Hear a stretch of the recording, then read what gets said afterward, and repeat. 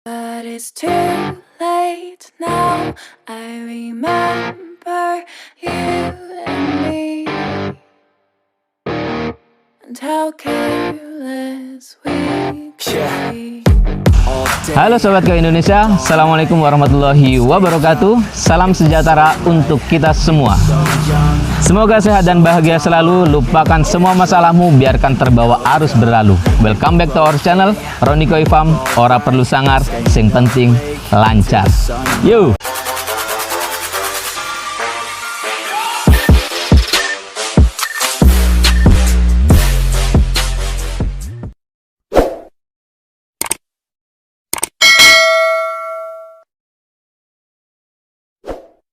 Baik, bagi teman-teman semua yang berminat dengan ikan-ikan koi berkualitas yang ada di Roni Koi Farm, atau bagi teman-teman yang ingin menjalin komunikasi dengan kami, dengan tim kami di Roni Koi Farm, teman-teman bisa menghubungi media sosial resmi yang ada di Roni Koi Farm.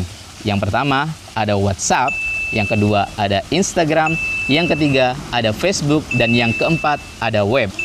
Jadi, buat teman-teman yang berminat mengikuti lelang, bisa bergabung di grup WhatsApp kami, atau berdiskusi terkait ikan-ikan koi yang sakit, cara karantina ikan koi yang sakit, dan mungkin menanyakan terkait kolam-kolam ikan koi yang standar untuk ikan koi juga bisa. Atau bagi teman-teman yang ingin melihat update-update dari ikan-ikan koi berkualitas di Roni Koi Farm, bisa cek di Instagram, Facebook, dan web. Dan ingat, akun media sosial resmi punya Roni Koi Farm hanya itu.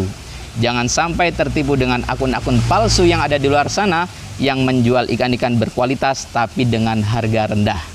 Jadilah smart buyer. Oke Sobat Koi Indonesia, kali ini di hari ini mumpung cuaca nggak hujan, kami dari Roni Koi Farm ingin share kepada teman-teman terkait apa aja sih yang perlu kita lakukan ketika musim hujan sedang melanda di daerah kita. Jadi bagi kita atau teman-teman semua yang sedang memelihara ikan koi di rumahnya, ketika musim hujan, apa aja sih yang perlu dilakukan biar ikan koi kita tetap sehat? Karena ketika musim hujan emang ikan koi kita sangat mudah terserang jamur, sakit, bisa jadi nanti berakibat mati. Kita aja selaku manusia ketika musim hujan gampang banget terserang penyakit ya, bisa jadi flu, batuk, atau demam. Apalagi ikan-ikan kita gitu, yang mereka hanya tinggal di kolam itu-itu aja. Jadi bagi teman-teman yang punya kolam indoor atau outdoor, semua akan berpengaruh ketika musim hujan.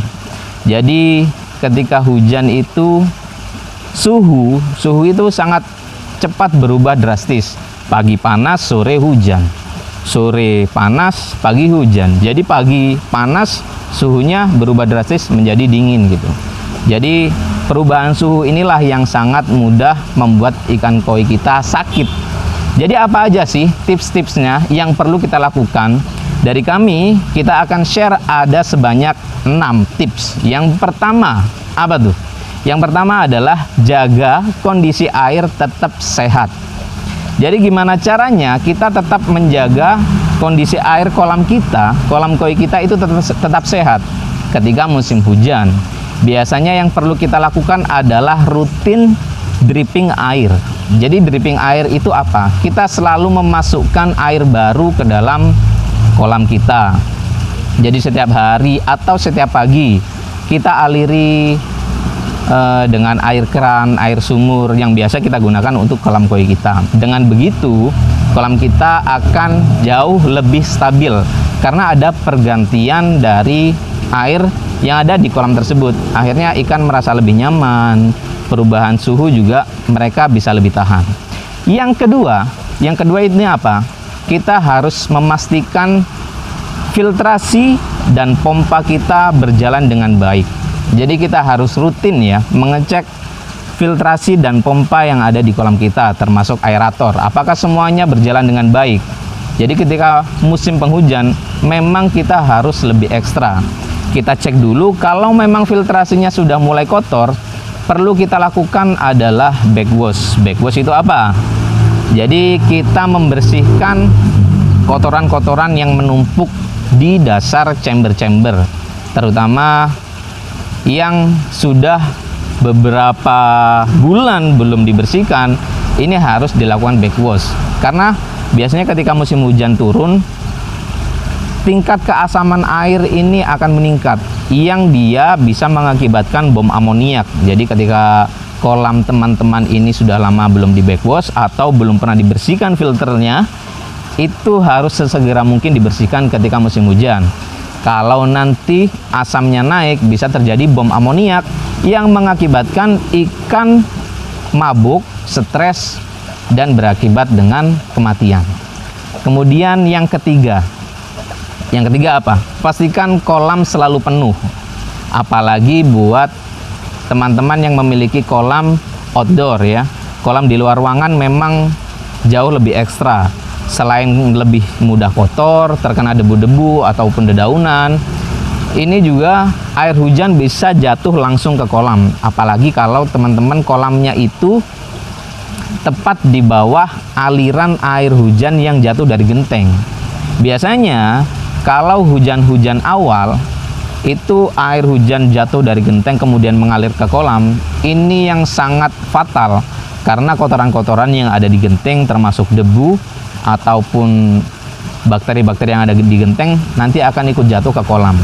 Ini sangat bahaya. Jadi teman-teman yang kolamnya outdoor itu harus lebih bisa memperhatikan kolamnya.